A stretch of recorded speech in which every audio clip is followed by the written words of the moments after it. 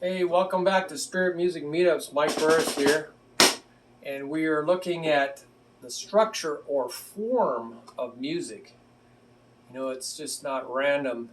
There's actually some logical progression of it. It's almost like being on a roller coaster. You know, you start out on the roller coaster, usually it's just flat, and you're just kind of coasting along, and then it builds up, goes up to the top of something, and then it comes down, does some curls and swirls, and it might go flat for a while, and then it goes back up. So music's like that.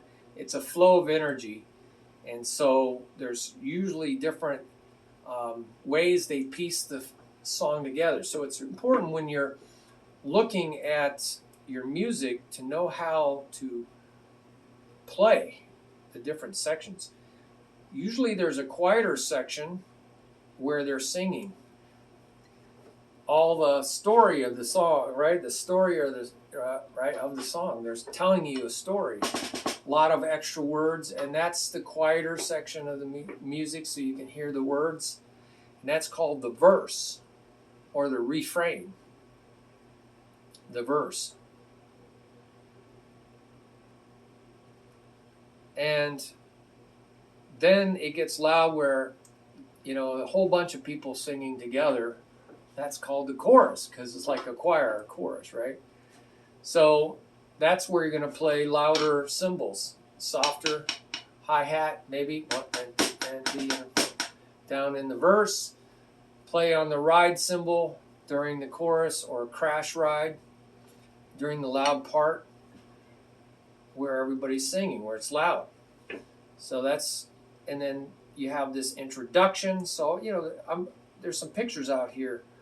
Introduction, the intro is usually, you know, artsy fartsy. It might be some cymbal rolls, some tinkling on the cymbals, maybe some just quiet time, maybe not playing at all. So this is where it really gets theatrical and artsy fartsy, and who knows, right? So you might want to try some subtlety in the introduction. And there's an interlude that's in the, like intermission in a movie. That's like in the middle, right? In the middle usually, but it can be in the beginning, like between songs. You know, segue between songs. There might be some part there to give you some time. And I made a mistake. The chorus is the refrain. I don't know why they call it refrain. It's like, isn't that, they're not refraining. They're all coming in together. They're not refraining. They're being bold. I thought that's kind of ironic. There must be a meaning for that. The bridge is like, you know, bridge. It's a way to get from one place to another. In this case, from going, you know, to the chorus, to an instrumental section of the song where they're jamming, or from the verse to the chorus, there might be a bridge. It's a different kind of melody, but it's some usually related. It sounds similar, but it's a little bit different, a counter melody. So there's some really interesting things. There's pre-choruses. That's getting ready for the chorus. Transitional bridge, to get ready for the chorus. Think of it as a bridge to get ready for the chorus. You're going from the verse, getting ready for the chorus. But a lot of times they just go from the verse to the chorus. Bridge is a piece of music. Yeah, transition passage from different sections of the song.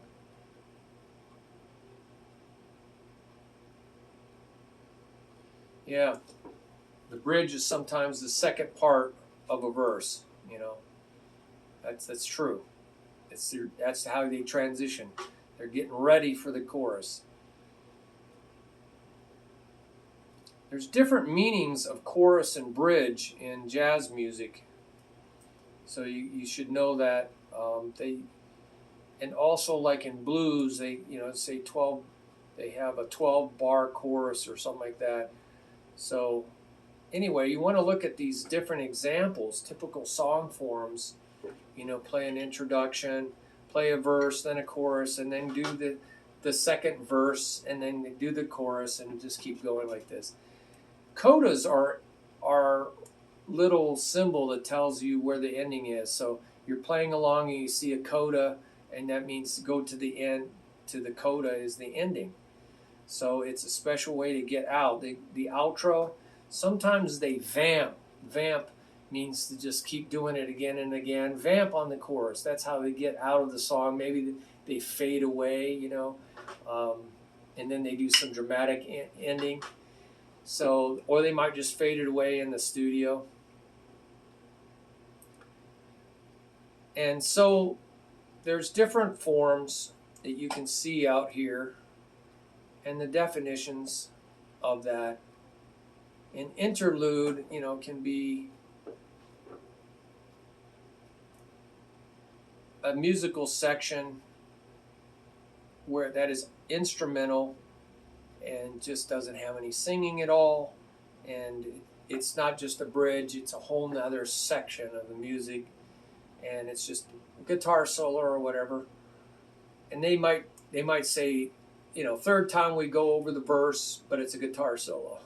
They might just say that, you know, or third time we go through the chorus, it's a guitar solo. Fourth, we go out again, vocal, and then that's it. So they might just tell you how to use a different section of the song. And so the ending is a special thing, special part of the music. And so there's some ideas here, typical song forms. Roadmaps. Okay, this is really important.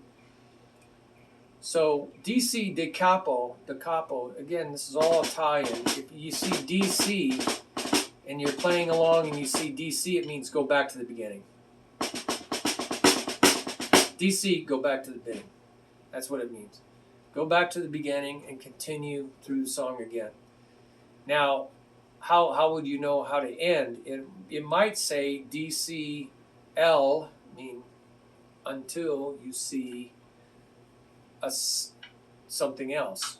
Coda, DC al coda means go back through, repeat the thing until you see the coda. That little symbol tells you go to the end.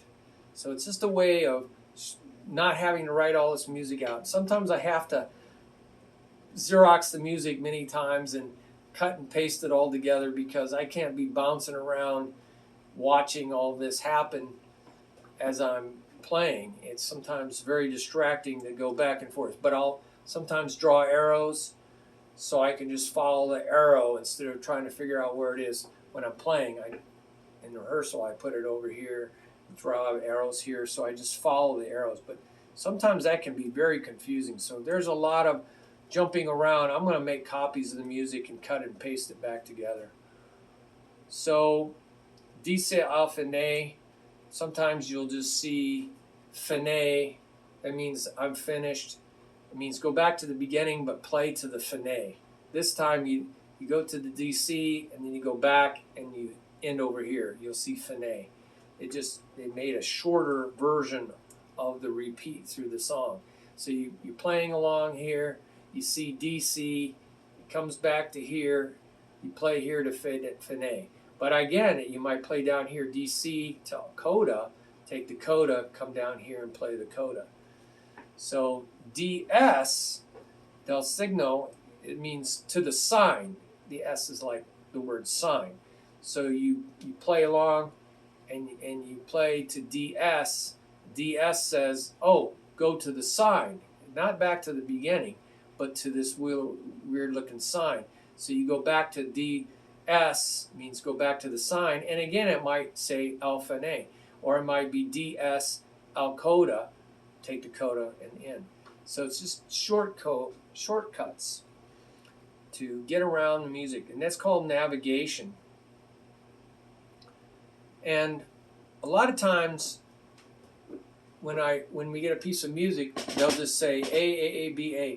So they mark the sections A, B, C, whatever, and they're saying we're doing A twice, B, the bridge, C, or something like that, you know. So they'll mark the sections, and they'll tell you the form up there, and I'll put it up in the form. right up in the left-hand corner. So I know when I rehearse it, it's A, and then B, and then C. Something like that. The song form. Rehearsal letters, A, B, C, or a more specific description. So I might say, V, they'll say, do the verse twice and the chorus, verse twice, then the bridge and the chorus. So I'll say, if I don't mark it A, B, C, I'll just say VV or 2V for 2 times the verse. 2V, B, C. I'm sorry, 2V, B for bridge, C for chorus. So you got to have some way that you know what to do and how to rehearse it. And let's talk about repetitions. When you look at the end of a measure, well, each measure might have a little repetition of that measure, and it's 2 little dots with a slash through it. Little slash with 2 dots, and you can see that example. That means just repeat the last bar. But if you see 2 slashes and 2 dots, then hey, there's 2 slashes. But it might be just 1 thick slash, so it can't go by that. But if you see 2 above it, definitely the last 2 measures, 1, 2, 1, 2. So it's a 2-bar phrase. They want you to record it, play it twice, Or you might see 4-bar phrase with a 4 above it. So there's some different options there. And you might see some brackets with 2 dots, and those 2 dots say go back and look for 2 other dots. So if I see 2 dots, bracket, go back to 2 dots, it means repeat this whole section. Boom. And any other repeats are in there, do those. But go back through. Might say second time, no repeats. So if you go back through the second time, it just says don't do those repeats. So it might say that. Say any kind of navigation might say no repeats. It might. So if you go DS al code, it might no repeats. So they don't want you to do any repeats when you do the DS. When you go back to the DC or the DS, they don't want you to do any repeats. So the band can change all these things, so be ready. And if you see those 2 dots, playing along 2 dots, but you don't see 2 dots pretty soon, somewhere, if you don't see those 2 dots, it could mean go all the way back to the beginning of that section, because each section has a, dark bar, so you can see it's, hey, this is the beginning of a new section. It's dark, so you can kind of tell where to go back to. And that's how you do that. Now, there is these things called endings, first ending, second ending. So that repeat may say go back to the beginning of the section. So you're playing a section, the verse, you're going along, and you see a measure or 2 measures with a number 1. That means the first ending, and you'll see that repeat line, those repeat dots. You're playing first ending, 2 dots. So that means go back, repeat that section, but now go to the second ending. And they can do this 3rd ending, 4th ending. It's crazy. But at some point, they're going to be done with endings. They're going to be done with that section, that verse, You just keep singing the verses, another part of the story, another part of the story. Finally, you're out of that section and you're on to the bridge or the chorus. So you're going to see that too. Now, sometimes they're going to, instead of saying repeat, 8 times for this one measure, 1 and 2 and 3 and 4 and, they don't want to keep going repeat 7 times. You can. I like to go repeat, and every 4, put the number 1, 2, 3, 4, 5, or just so you can keep track of how many of these repeat, how many measures. You want to keep track of the number of measures inside of a verse, right? Right? So you're counting along 1, 2, 3, 4, 1, 2, 3, 4, 1, 2, 3, 4, 1, 2, 3, 4. So sometimes I'll put a 4 right there. So I know I'm at the end of the 4 measure phrase. Usually 4 measures, something, maybe a little drum fill, a little hi-hat, something changes every 4. So then I can see the next 4, 1, 2, 3, 4, 1, 2, 3, 4, 1, 2, 3, 4, 1, 2, 3, 4. That's usually 8. right? So now there would be, I'll put 8.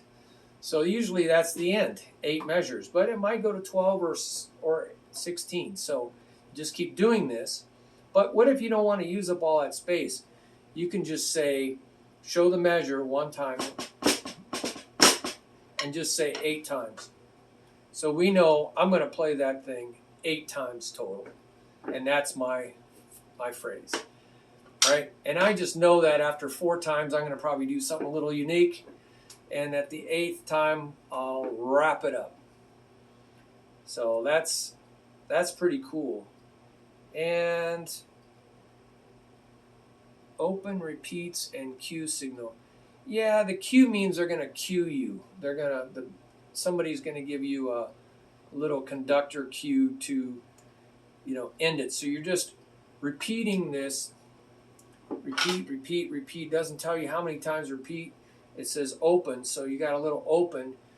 Just keep doing it and keep doing it and keep doing it, and they're going to cue you to get out of it. Okay, we're done. That's kind of like a vamp. You're just vamping. You're constantly going over and over and over and over and over and over. Finally, they're going to cue you, and we're going to get out of that thing, and that's what that is. So I hope that helps. There's probably other strange things that go on, but that should help you get through music. And if you need some help, I can help you individually. And maybe I'll do a video where I can show some of this on a chart that I've done. I've done 1,000 charts. So, all right, God bless you.